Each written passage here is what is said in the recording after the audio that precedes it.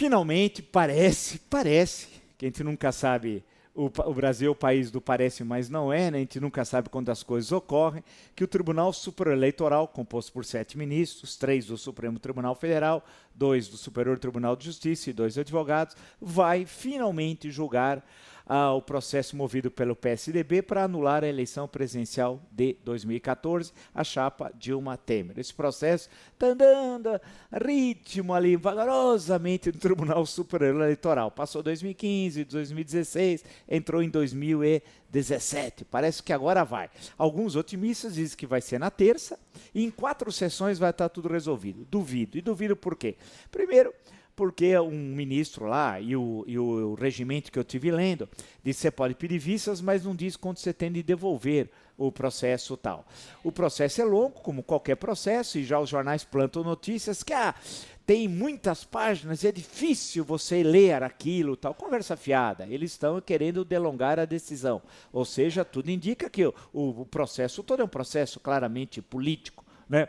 Ou seja, o que vai acontecer é que, independente se tem isso para ler, vários volumes, se é isso ou aquilo, conversa fiada. Dos 7 ministros, em abril, renovar um deles, um dos advogados, o Henrique Neves, e a Luciana Lossi em maio. Então, claramente, vão ser substituídos por 2 que vão estar favoráveis a uma saída. Qual é a saída mais provável? Não significa que necessariamente vai ocorrer, mas é a mais provável. É separar Dilma de Temer, condenar Dilma, inclusive retirando os direitos políticos, né? Portanto, não podendo ser candidato em 2018 a nada, e mantendo o Temer fora, pegando como exemplo o caso de Roraima e tal.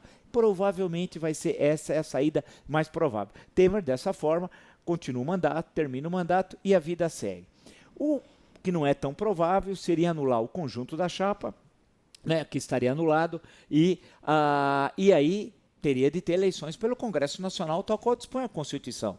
Os 513 deputados federais, os 81 senadores, seriam eles os únicos eleitores. Quem poderia ser candidato? Bem, se você anula a chapa, aí a questão é se você retira direitos políticos dos 2. Caso contrário, tanto Dilma como Temer poderia ser indiretamente presidente até 31 de dezembro de 2018, eleitos pelo Congresso Nacional, em especial, claro, o Temer, o que eu acho uma saída improvável.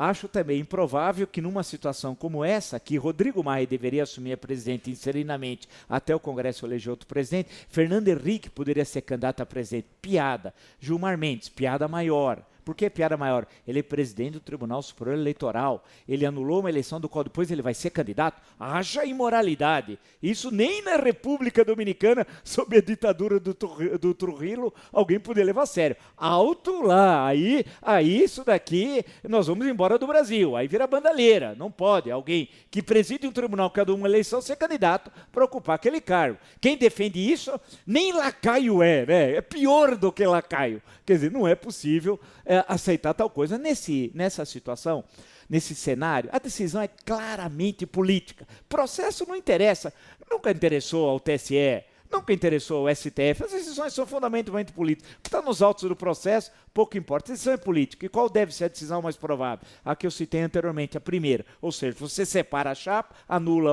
a Dilma imputa toda a crise, toda a culpa, melhor dizendo, todo o desvio bilionário, foi a eleição mais suja da história. Eu escrevi sobre isso em 2014, publiquei um livro sobre isso, porque não é escrever um texto lá Twitter, é escrever um livro, né, original, não é chupar o que já escreveu, né? Então, mostrando, só que foi muito mais do que eu imaginava, né? Muito mais do que nós vimos em 2015, 2016 e 2017. Portanto, é provável que Dilma pague o pato, salve-se Temer, e ele termine o mandato. Esse é o caminho. Mais uma vez, o Tribunal Superior Eleitoral vai tomar uma decisão política e não jurídica.